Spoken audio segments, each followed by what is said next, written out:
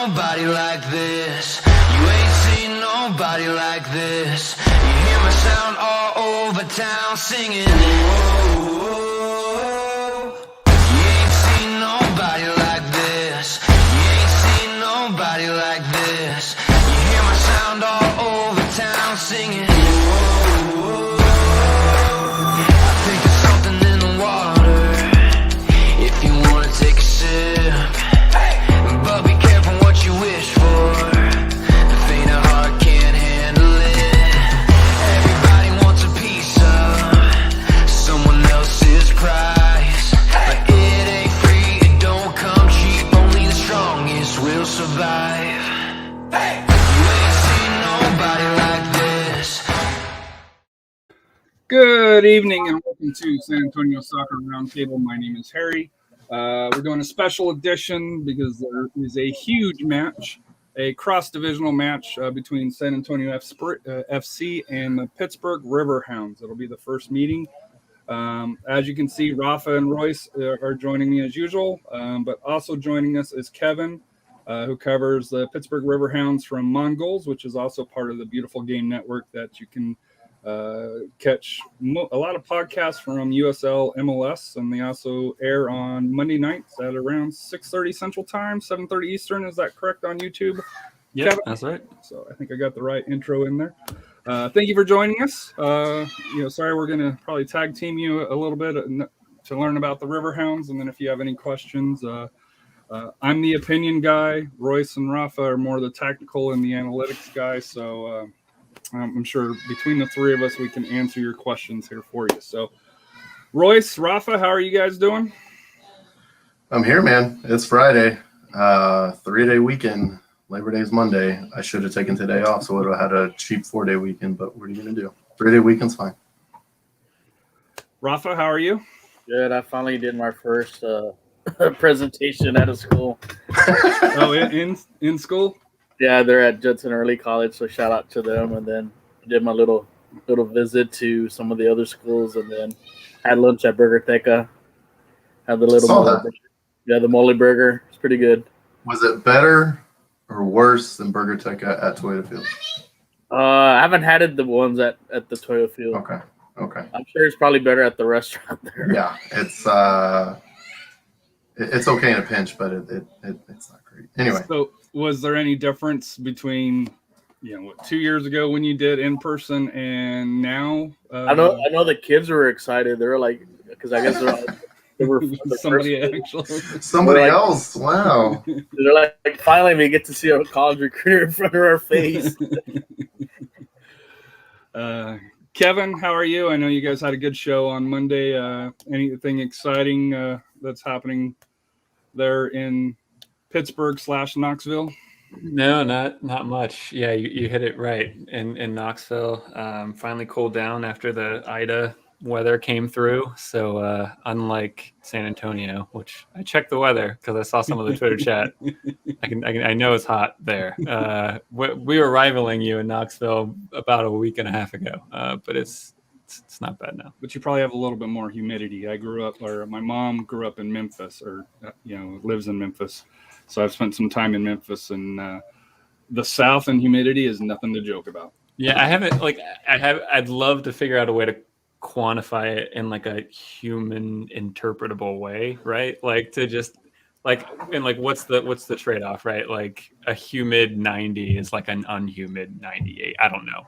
To me, the easiest way is like you can take a shower, and when you step out of the shower, even after you dry, you still feel you need another shower. So I've lived in St. Louis. Not lived in St. Louis. I've lived somewhere around St. Louis, but I've been there a lot. It gets humid there. Not compared to Houston. I've also lived in Houston. Houston's horrible. And Houston's disgusting. I'll give a real quick anecdote. So I spent one summer in northern Minnesota, and it was great. Wasn't humid. I think the hottest it got there was like 75. The lowest it got in like June was like 50. It was incredible. Came back to Houston, got off the plane, obviously on the deplaning thing, into the terminal. All that's air sealed so you don't feel the humidity. As I was about 20 yards from the actual door to get outside of Intercontinental Airport, and it just boom, like I could have gotten a knife and just been like, okay, I got dinner. It's disgusting. All of the windows were just wet, like somebody had washed them. Nope, humidity. And then you walk outside and it's just oppressive. And you're like, it's midnight and it's 80 degrees and I'm sweating and I'm waiting for a cab. What in the hell's going on? Yeah, awful, terrible. Knoxville is technically a temperate rainforest, is like the ecological classification. Fair. Yeah, because their Smoky Mountains is like we were saying earlier. Yeah. But no, Houston, the perfect temperature in Houston is 72 degrees, which is a bit chilly. To me, that's jacket weather. But in Houston, it's 72 degrees because it's humid and you can stay still and you're not going to be cold, but you're not going to sweat. If you start moving around, you start sweating. Houston's awful. Just don't go to Houston. That's the worst. Just don't go. It's awful. Yeah. It's terrible. Don't do it. In West Texas, like where I'm from, 110 degree, 112 degree weather over there. But it's dry. It's Yeah, it's dry. a dry That's heat. fine. But it's like- also humid too. It gets humid there too. Like I've walked in Phoenix, just downtown, that's walking cool. around, and it was like 115 degrees. That's what it said on a bank thermometer. And I was like, okay, maybe I should drink a little bit of water, but it's not bad. I'm not out of breath. It's not oppressive heat or anything. This is fine. And then you realize, oh crap, yeah, it's really hot. I need to drink more water. But no, Houston, it gets like 85 and you're like, I'm dying. What is this? No, this is not humane. This is disgusting. Why do people live here? Anyway, completely All right, so sidetracked. let's, I love the weather talk, but to set the table, Pittsburgh is currently first place in the Atlantic with 43 points. They've got a record of 13, 4, and 6. They played 24 matches, so I think they played the most matches in the league so far. Coming to San Antonio, who is at 30 points, 8, 6, and 5. As we discussed, the Riverhounds are coming off of a 1-0 win over the New York Red Bulls, which I watched the game. There were some opportunities early. I think Forbes had, he went to the goal line instead of staying back, or else he would have had a just something, tap in. And then they did score off of a corner. I forget which center back scored. But for the Red Bulls, it was probably a pretty good match for them because they didn't give up 3, 4, 5, 6 goals. For the Riverhounds, listening to you guys, it was, or the feedback on the post-match coverage, I think it was a little bit disappointing. San Antonio is coming off of a Wednesday match as well, a 3-2 win over the Real Monarchs here at Toyota Field. I thought it was a pretty convincing win. In my opinion, I didn't think, the Real Monarchs were a threat, especially when they got that second goal to tie it up. But we'll start with you, Kevin, since you're the guest. Your thoughts on the Red Bulls midweek game and how that sets them up for tomorrow night's game here in San Antonio.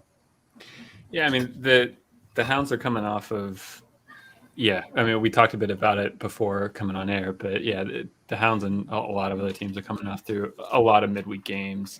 Earlier in the season, I think I said this was one of the best Riverhounds teams I've watched in the past 5 years.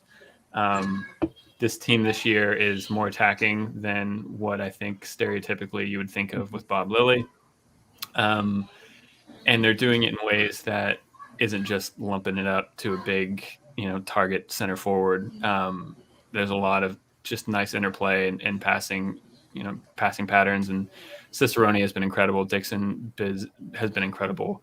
But that has, for me, that's tailed off in the past 3 weeks or so. And the play just hasn't been, the quality hasn't been up to where we saw it early in the season. So we're still getting a few results in the Red Bull games. Red Bulls, they're at the bottom of our division. We've beaten them every time we've played them. And, we needed to score off of a set piece in a corner from our center back to do it. So, yeah, we look tired. We look sluggish. I don't expect that to be a good recipe coming into San Antonio. So yeah, I think the San Antonio game for Pittsburgh is going to kind of cap off the end of a long stretch for them, where our play has been a little sluggish. And to be honest, I'm kind of hoping and expecting that whatever happens in the San Antonio game, or at least for Pittsburgh, that with a midweek break after that, then kind of quality of play will pick up after that. Rafa, your thoughts on the San Antonio match, and then Royce, if you'll follow up. Yeah, the game looked like we played the JV team on that Wednesday night with some of the players from the Monarchs. Said we really, we dominated the game, but we should have put at least 4 or 5 on them, and then just to keep them around. We got a little scared when they scored that equalizer, but luckily we pulled away. But giving up that goal right towards the end is not. That's not a good way to finish. That own goal is not a way to finish a game. So. But like I said, it was like a trap game. Luckily, we got the 3 points, and now the focus is on Saturday. Yeah, that's absolutely right. It seemed like a trap game. It was one of those. Yeah, this is going to be an easy loss, but we got the 3 points. That's what's important. We dominated that match. We really did. And even the commentators, I know y'all didn't listen. I took the liberty of listening to the commentators talk and analyze things, the professionals. And Hankinson was saying that, you got to finish your chances because they had a bunch of chances that just went wanting. And they were just up 1 and, one little bounce. And their midfielder, their number 8, got the ball, just kind of juked out Cam and put it in that bottom left corner away from Cardoni, which, speaking of, that was Matt Cardoni's 100th appearance for the club. So congratulations to the second Centurion. Absolutely. Fear the beard. Second Centurion in SAFC history. So it's pretty cool. But beside the point, we dominated the match. We got the 2 other goals that we needed, which are pretty lovely goals, actually, which Courtney Ford, obviously, that's a huge story. His second game back. Kevin, I'm not sure if you're familiar with Courtney Ford. No. So he's on loan with us from Colorado Rapids. He has been hurt for 2 years. He's had 2 straight knee procedures, and he's coming off of those. He had not scored a goal since 2017. He's a center back. So he's with us. His contract with Colorado ends at the end of the year. So this is kind of his trial to see if he can still play. And second game in, he's scored a dang goal. So that was amazing to watch, and knowing his story it was inspiring. But anyway, Epps gets the 3rd, and yeah, that last own goal. Just a bad luck. It's bad luck. It's good defending, but bad luck, a bad bounce. But I will say that in past seasons, that would have tied the game, or that would have lost us the match. In this season, no. We are beyond that quality, and it's exciting to see that now, this season, it's a consolation goal for the other side, which in the past, not that. So hopefully that is a really big clue to how the future is going to go. To me, you can't do a Pittsburgh preview without talking about, in my opinion, one of the Ben legends of the game. I don't know the Steelers, but I at least know him. One of the legends of the game, and Coach Lilly, who's, I went through Wikipedia and the number of games he's coached with.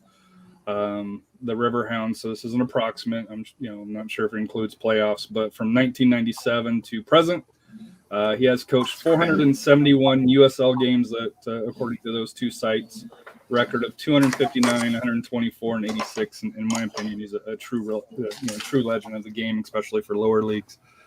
Kevin, what's it been like to have him as a manager, and just kind of what's his style of having, to me, one of the top managers of the game, coaching the Riverhounds?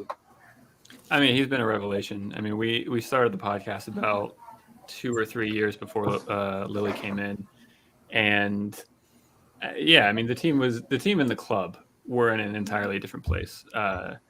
And I think the kind of key ingredient that we've had the luck to interview both him and the club owner a few times. And like the key ingredient for the Hounds and for a lot of other clubs is in order to progress, you need to succeed on the field, and we just weren't doing that. And before Lily, you know, we'd be like, oh, if we can just make the playoffs, that'd be amazing. Let alone have a home playoff game. Like that was the big thing, right? Like, and at that point, it was, you know, can we draw an MLS team in the Cup and like have something big or something? So you were St. Louis.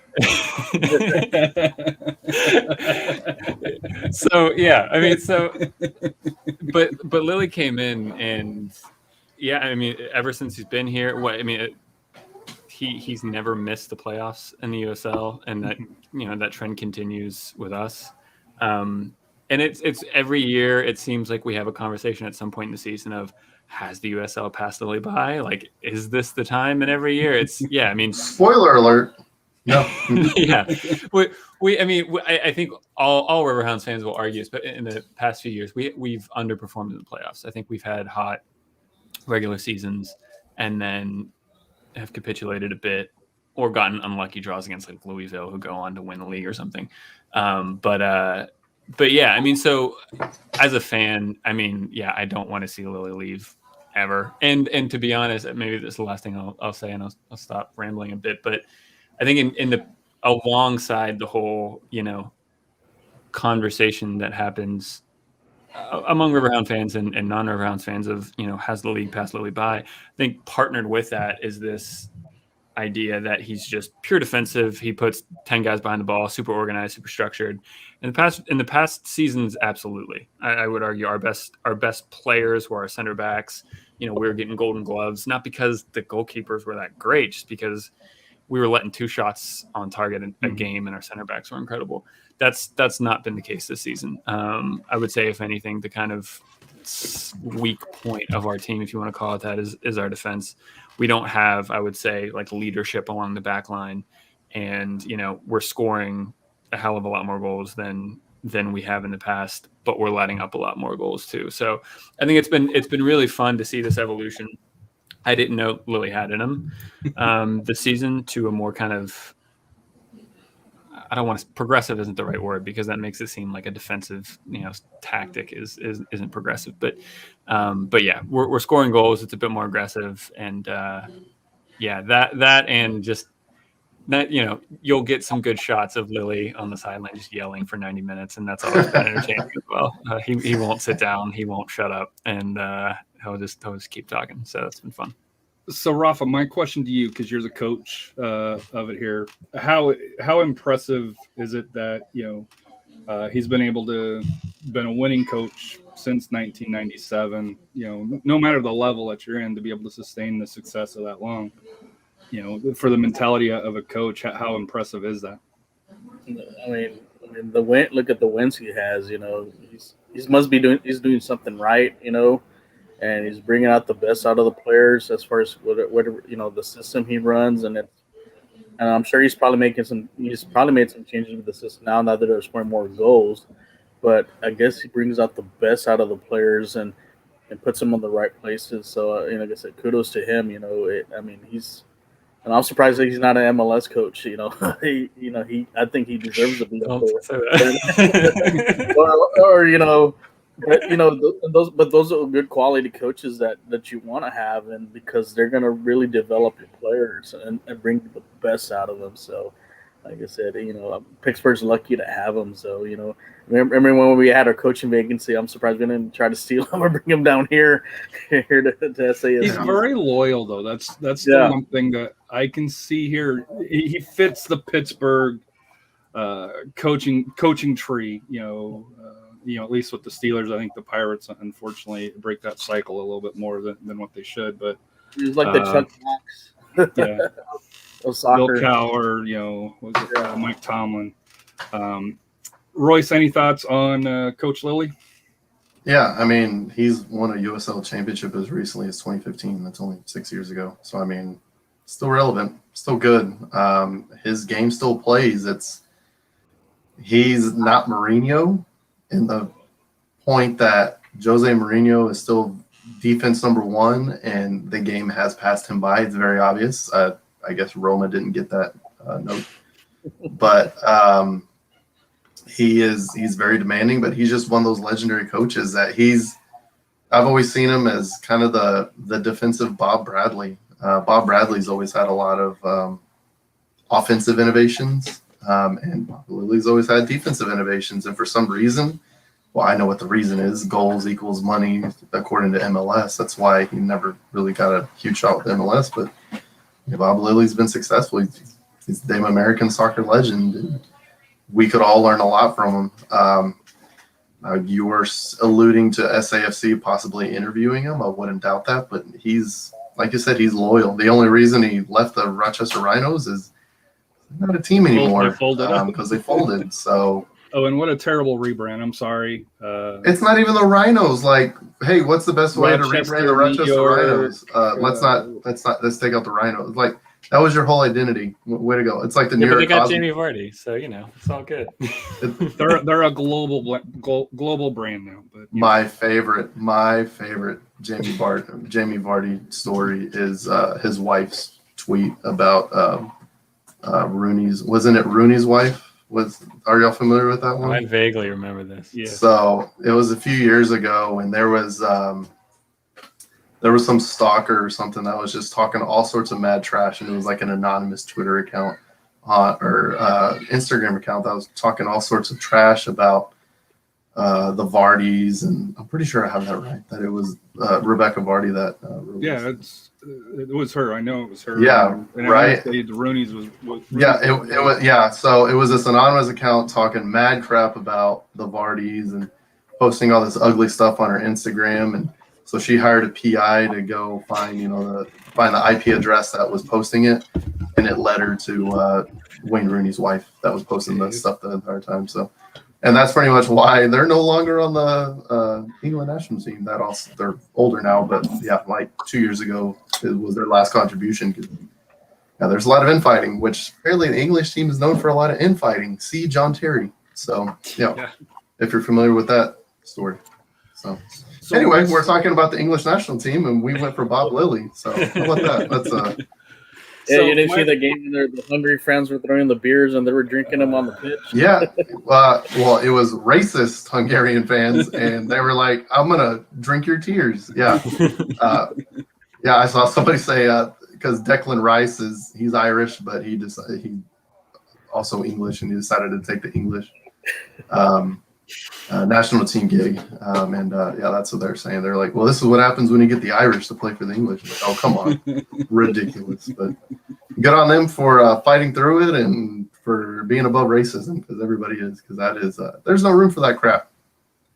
So good times. So Royce, we'll start with you. Or actually, my final thought on Coach Lilly is, I think the most impressive thing that for me is he's never had the top talent in the league, the highest payroll, and he's still able to turn out playoffs after playoffs after playoffs, which turns to us, Royce.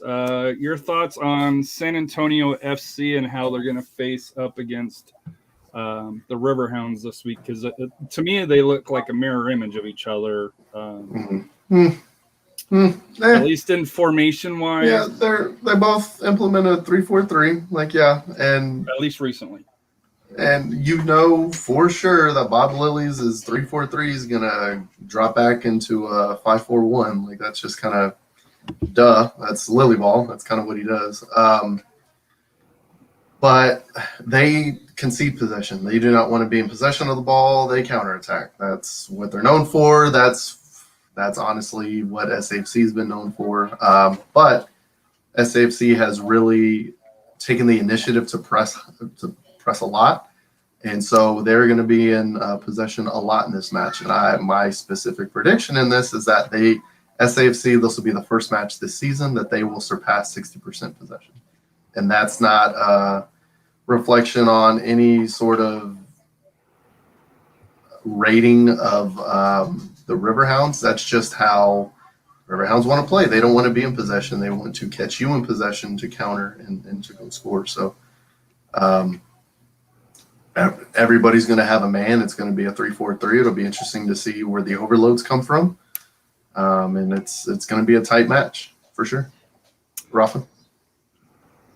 Yeah, this is gonna be a chess match. I mean, you got a real experienced coach that has I know both of them have championships, but like I said, you're gonna have to give the edge to Lilly, because he's mastered this formation, and also like I said, he's really brought out the best out of the players. So we'll see what Marcina can come up with to kind of see if he can outwit him and get that win on Saturday. So it's going to be a great game because you got a legendary coach with a promising coach that's up and coming, and what a great matchup to have.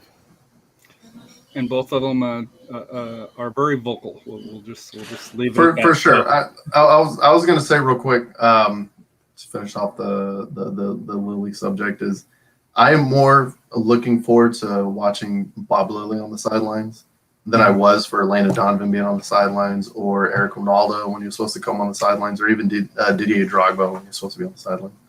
Bob Lilly just he's a legend, different man. level. It's a legend. Yeah. He won't let you down. He'll be loud. He'll be present. I wouldn't want to be the fourth official this match. I'll just leave it at that. That, and honestly, we always joke, I just don't want to be the right back. When you're on that side of the field, he's just always telling you, you're the closest to him, and you're always getting an earful. So, Kevin, your thoughts on how you foresee the Riverhounds attacking San Antonio FC? Yeah, no, I'd echo a lot of what's already been said. I mean, to kind of drive home the point. I'll caveat this by saying there has been a few games and a few scenarios, especially at home, where the Hounds will try to take initiative and have a lot more possession. But the point to drive that home, we played Hartford a few games ago. Hartford get a red card in the 35th minute, down to 10 men for the majority of the game. And I think we still end up with 52% possession. So, yeah, I mean, and that on top of being an away game, the travel, the heat, the end of all that, I don't expect us to have or have the plan to try to control the game. That probably won't be the case. So, yeah, but it also goes. I mean, our quicker players on attack have been playing a lot of games. They have a lot of games in their legs. So I think the balance is going to be, at least for the Hounds, trying to. My worry with this game is I think we don't win unless we score 2 goals. I don't see us getting a shutout against you guys. So we're going to have to attack. We're going to have to counter. And but we're also going to have to be as strong as possible. So, yeah, I mean, low possession, counter when we can, and hopefully lean on Cicerone staying on fire over the past few games. I will say for San Antonio, they leak goals. They've only got 2 shutouts all year, maybe 3.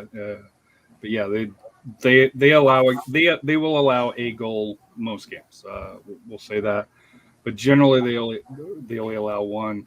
And even the game on Wednesday, like I said here, there's a foul right at the death, right outside the box, and kudos to the Monarchs for putting it in place, and they got the own goal. But I think there's going to be goals in this game for me personally. I think it's going to take 2 to 3 goals to win. Therefore, I think it's going to be a little bit more open because of the pressing.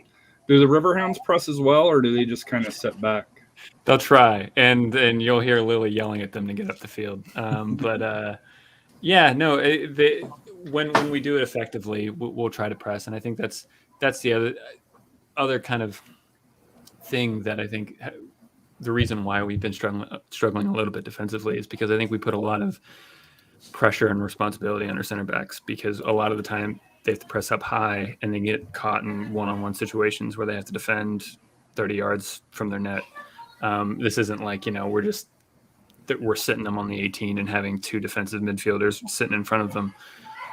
So yeah, we will try to press a bit higher.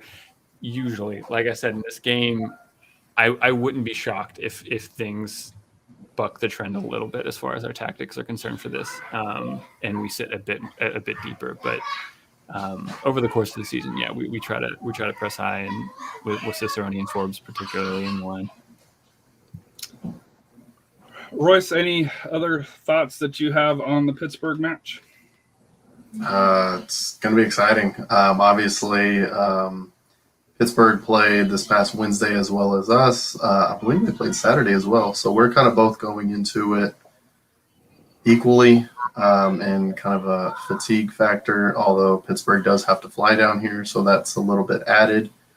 And you say that the center backs have a lot of pressing duties on their shoulder, and obviously I know from experience being tall and flying, they really don't help you out as far as recovery goes. So that could be something interesting to see if Nathan or Jose or even Epps burns a couple of their center backs. So that'll be something interesting to look for. I will say, I mean, like I haven't watched any full length San Antonio games, but I caught some of the highlights before coming on the show, and I'm impressed by your attacking options. I mean, they look talented. They're not just heading balls in off of crosses or something like that. I've been pretty impressed. We're not Stoke City, yeah, for sure. Yeah.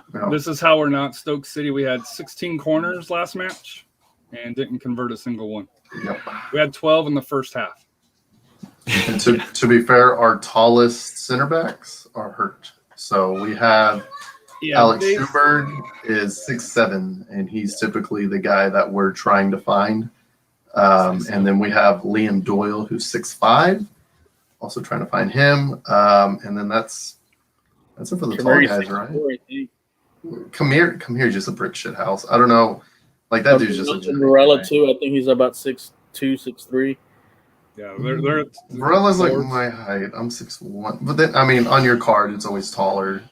On a baseball card, I'm sure I'd be 6'4" for no reason. So that's fair. I would also can I ask a quick question? Yeah, you can. I was going to get ready to ask you if you had some questions for us. Yeah, I mean, I am genuinely curious about the travel alone. I mean, I can speculate about how that could negatively impact the performance of the Hounds, but for the Heat, legitimately, I don't know, does Colorado show up at your guys' place and look a little sluggish, or how often does that play a factor? Do you guys think? So considering that all of the matches here play as the sun is setting and everything starts at 7:30, it doesn't really come in that. I will say, not this last match, but the match before, it did affect, but that's because of how humid it was. It had just rained. We had a driving rain sweep through the stadium and the area around, and the game got delayed actually 45 minutes. But it was just humid. It was humid as it was 80, 85 degrees still. It was just humid. It was oppressively humid, and so yeah, it was affecting everybody. Now, so tomorrow we're not expecting any rain.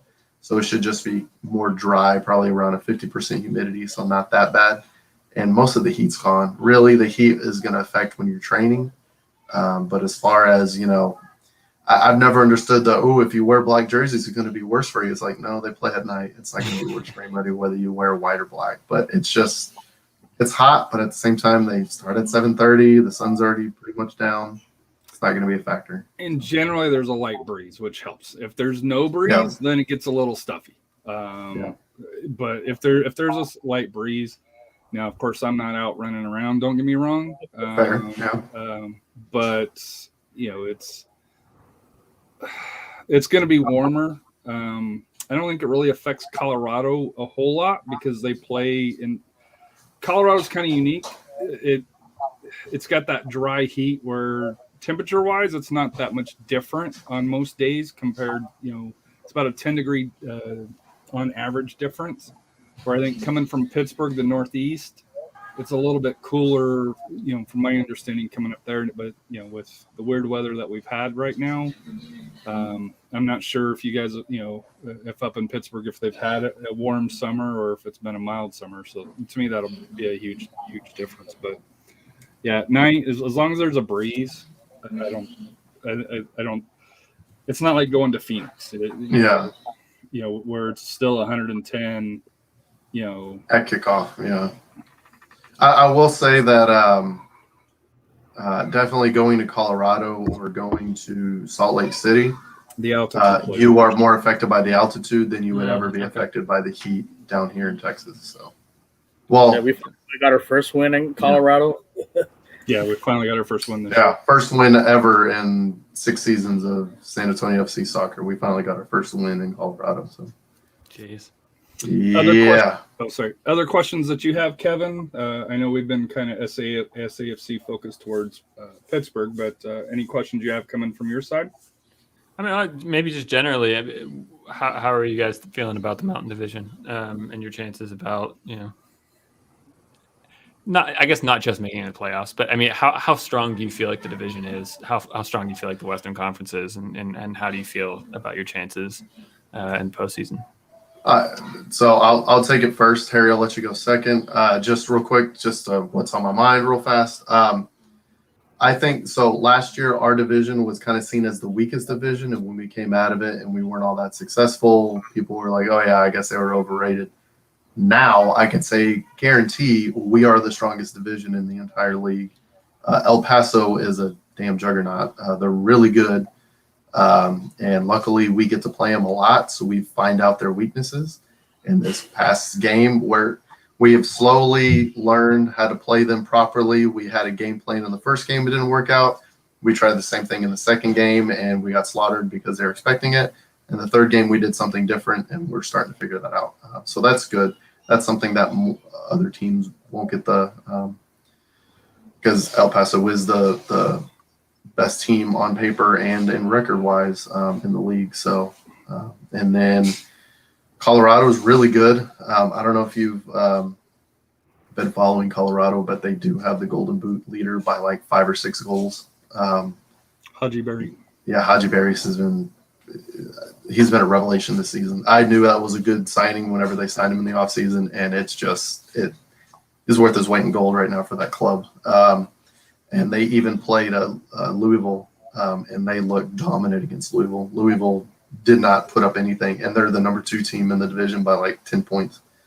So, yeah, I think the Mountain is the best, even though we don't really see any mountains down here.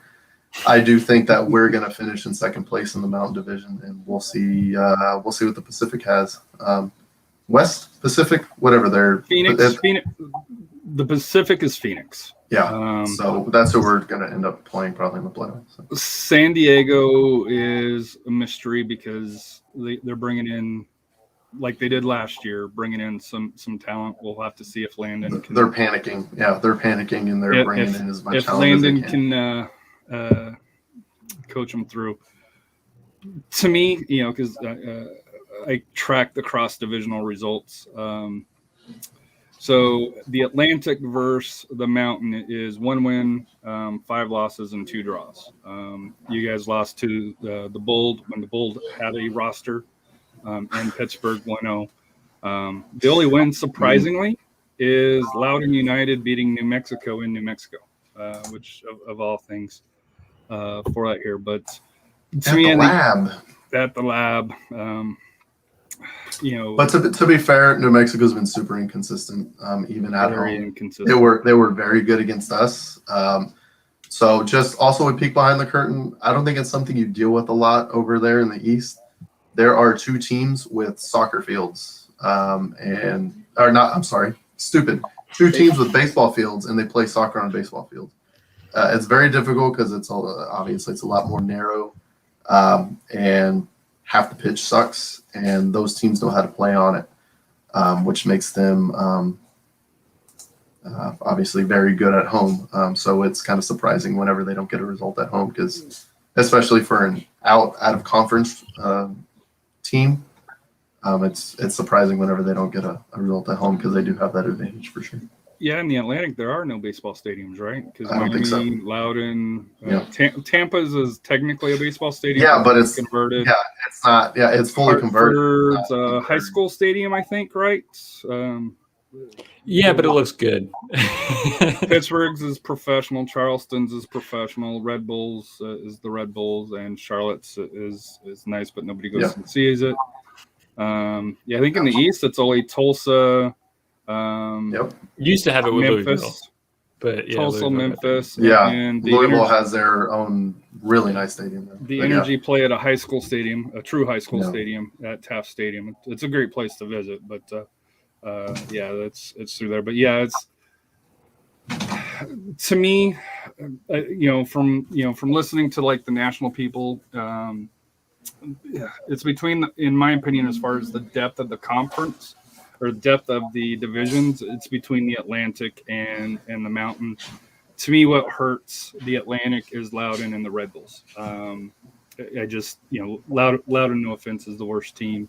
And we lost to them, so yes. we and hey, go So you got that Loudoun. going for you. Go Loudoun, please Which beat is nice. RGV this week. That'll be a lot of Unreal. fun for us. Although we got to be careful because we do make the trip to New York next week, right? Next week. I think we go play. That's There one thing I too. want to. That's one thing I want to bring up real quick, just in our future schedule. So this is going to be a big game for us because after this match, we play Austin in Austin on Tuesday. And then Saturday, we play Real Monarchs in Salt Lake City. That Wednesday, we play New York Red Bulls 2 on Wednesday. And then we play Sacramento Republic on the other side of the country on Saturday. That's right. Yeah, that's Talk about like travel. yeah. So that's going to be a really rough stretch for us. So we're definitely going to be, we've won 3 in a row. We're definitely going to be looking for 4, hopefully 5. And then the other 3 games, we're going to be like, draws are fine. This is going to be rough. So. Can I ask one more question? You can ask as many as you want. Yes, sir. All right, cool. Let's say I'm Bob Lilly and I'm giving a pre-match talk to our, Danny Griffin, our midfielder, who's been there, and he likes to crunch into challenges. And if there's one player on San Antonio that I'm telling Griffin, like, you need to go in and, like, hard challenge, like, take him out. Like, PC. Who's PC. who? PC. Victor Hiro. His nickname is PC. He used to play for what's Vancouver's Whitecaps. There we go. He used to play for MLS Whitecaps. But his nickname is PC because he looks apparently like Pablo Carlos or Pablo Campos, some other dude. No, but not his like name, Pablo Campos. No. No. He got PC from a Brazilian dude Oh, okay. named either Pablo Carlos or Pablo Campos. I can't think of the actual dude's name, but that's where the nickname comes from, PC. But his name is Victor Hiro. But he's our captain. He's our 6, and he is probably the most aggressive guy on our team now. And he But if it's will. good- That's the yellow cards. Yeah, he's one to pick up a yellow for sure. He's the one that would most likely foul the Riverhounds. If I'm the Riverhounds, Stay away from do him. you go after Jose or do you go after Nathan? Yeah, no, you definitely go after Jose. Yeah, no, you can take Jose out of the game, and if you take him out of the game, then it's going to be tough for the offense. Now, to go, I will but- say this: if any player hard fouls Jose, Oh, they're going to get an elbow. It's going to be ugly. Yeah, no. So Jose Gallegos, you don't know a lot about San Antonio. Jose Gallegos went to high school here in San Antonio. The high school he went to, won the state championship 4 years in a row. And then the year after he left, they got eliminated in the first round of the playoffs. So he is really good. He trained this past off season with Bayern Munich and FC Barcelona in Europe. So, this well, is he was last on. year here. Yeah, he was on trial. Yeah, this is last year. He's going somewhere in Europe. Probably not one of those clubs, but he's definitely going somewhere big. But he's incredible. Just a natural dribbler. He will dribble through anybody, anywhere. He'll nutmeg anybody, anywhere, and he'll score anywhere, anytime he wants. I'm excited to watch him. Yeah, that'll be So he's real good. And then, yeah, you said Nathan. Nathan does have a red card for a little bit of a retaliation. Well, but I think he was talking about who to kind of take out with, because they do going through the stats. They do have one player. Hold on, let's see here. That tends to collect yellows. Well, I mean, their team Rivera? colors are yellow. Oh, Rivera. Yeah, he's one yellow card away from sitting from a match. So Oh, wow. he's got 7. So he's got 7. If he plays in this game, I wouldn't be surprised. And it's honest. It's not like he's not dirty. He doesn't do it on purpose. He's just late tackles. Yes, yeah. Yeah. He has a lot of energy. He's like a puppy, and he just wants to go around. He's over and just- enthusiastic. He didn't mean to bite or scratch. Exactly. Nice.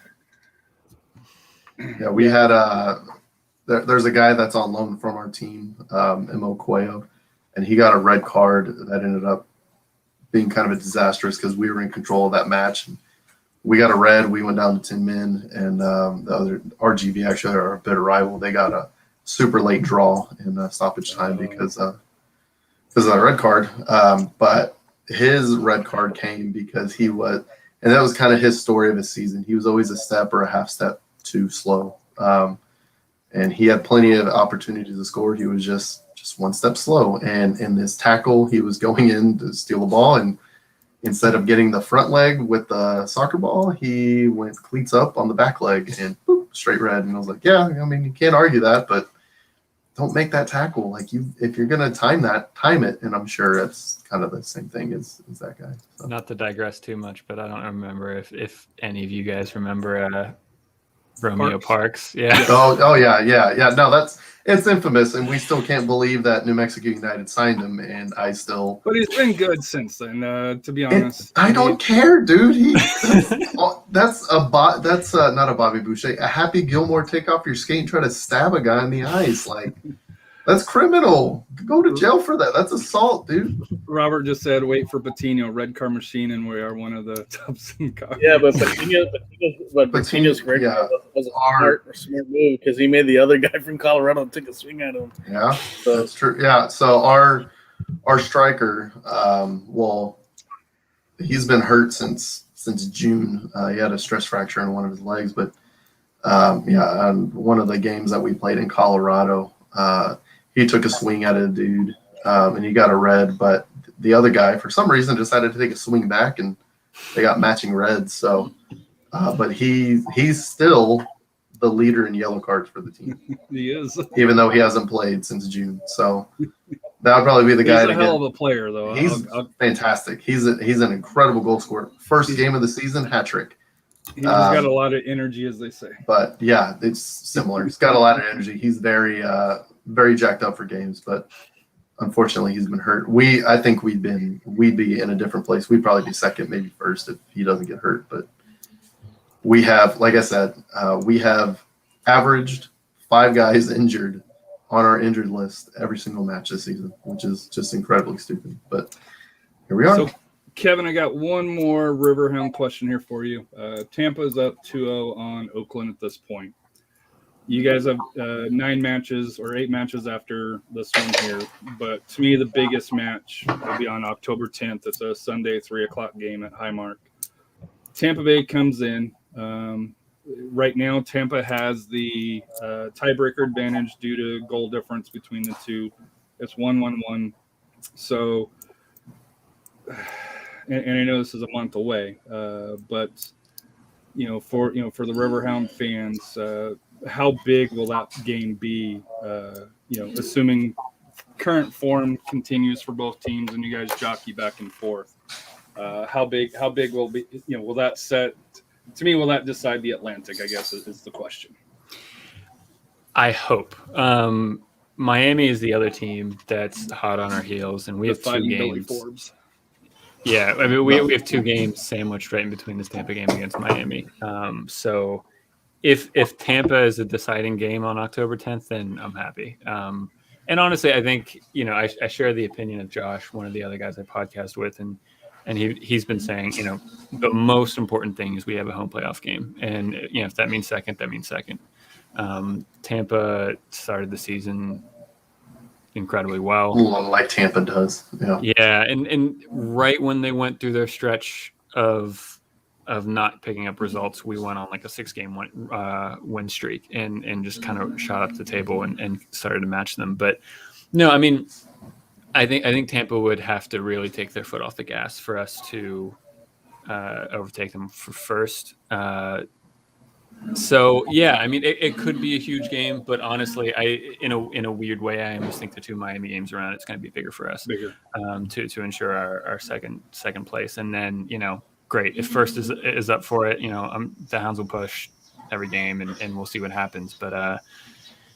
But yeah, Tampa's been good, and to their credit, they've picked back up after a bit of a sluggish start sluggish kind of middle part of the season. So yeah, no, I mean, they're the best team in our division, and that game will be huge. Especially it'll be home for us at Highmark Stadium in Pittsburgh, and crowd will be up for it. It'll be a great game. As far as quality, I'm looking forward to that. But yeah, as far as importance and points, it'll be the Miami games. And I will say this, and I don't think it's really known about USL levels here. The only the rankings, like where you finish 1 through 4, only matter the first week. After that, it goes by your total points scored. So, even if you finish second, if Louisville, who is also losing tonight to Tulsa, finishes below, below Pittsburgh, even if they finish second, the Riverhounds could end up hosting that second match, assuming, depending on where they fall in the brackets there, if Louisville City is able to do so. Being able to get as many points as you can, even if you don't finish first, will be playing a huge part coming down the stretch for all teams that are have playoff desires for that here. So I didn't know that. No, that's good. That's good information. Yeah. So the only home, it doesn't, because I checked it. It's at the bottom of the standings page there that for the season structure. Division it says division winners will be paired with the division runner-up in the round of 16, with home field being home advantage being determined by record for the remainder of the bracket. So after that it's most points you host. So even if you finish second in the Atlantic, you technically could host if 1 and 2 win on that side of the bracket. You could Pittsburgh could end up hosting. So that's something to keep in mind as we get down the stretch. So final thoughts. We'll start with you, Kevin, and then we'll go Rafa, Royce. I'm really looking forward to this game. I think the way the season's panned out, especially last season, with being kind of a closed division structure, not a lot of games, playing Hartford what felt like 4 times, to be able to get out west and play you guys, it's really exciting. I'm really looking forward to watching it, especially because we had Austin at Highmark in Pittsburgh, which was great. I think that's what a lot of this is about, is just seeing new teams and seeing different places. So no, I think it'll be a good game. I'll be happy with a draw. I'll tell you that right now. And let's see. Yeah, for sure. When the schedule came out, I earmarked this match as one that I was definitely going to this season, 100%. And like I said, I'm looking forward to it. It'll be interesting. It'll be an interesting game to see. It'll be cool to see Bob Lilly in action, and we'll see. I remember Forbes. Here's a fun USL turn. Forbes was the player for whenever they couldn't play soccer last season, and instead they were doing the Rocket League thing. All the USL teams, and Forbes was the Riverhounds representative. So remember that. He didn't do too well. No, not at all. I know our kid ended up going to the final and losing in the final, but Forbes. But he wasn't a player either. Yeah, that's correct. Yeah, no, we had a literal kid that had some time under his belt, but it was cool to see either way that he would step up as a representative for the club, even though he's not playing an actual game, and play that. So that was cool to see. But as far as final thoughts go, it's the same thing, man. Get vaccinated. Wear a mask, social distance. Somehow we're still not past this. The 666, that's not ironic at all. New Texas laws that just came out. It's embarrassing. It's embarrassing. It's embarrassing. That's it. It's embarrassing. Say, my friend. It's embarrassing. It's dumb. I can't wait to vote in November because it's embarrassing, and it makes my state look really bad. So I'm just going to let it pass there. Health and happiness, encourage everyone. Rough. My final thought, like I said, I'm looking forward to this game. Like I said, playing an Eastern Conference team, it's always fun. It was a fun game when we played Birmingham. That was a real anticipated game. And we got, we haven't lost to an Eastern Conference team yet. So knock on wood, Rafa, knock on wood. So hopefully we can keep the trend because, like I said, Birmingham came in also one of the strongest teams. I think they were at the time. They're still a strong team. They are still still a strong team. Yeah. I think they were top in their division. So and we're looking forward for this game. And this is a good measuring stick for our team to see. How do we compete with the teams in the top teams in the East, and we can get the win. It's a big, even more of a confidence booster for us, especially since we knocked off El Paso. Just keeping on that momentum, it's gain our team confidence going into this real tough stretch, going with the Monarchs and then out to the Red Bulls and also to Sacramento. So looking forward to that. It should be fun. I'm sure there'll be some Pittsburgh fans there. They're at the Toyota Field. Welcome to San Antonio, and just looking forward to it. And like I said, like Roy said, wear your mask, get that shot, and like I said, we'll get back to normal a lot sooner.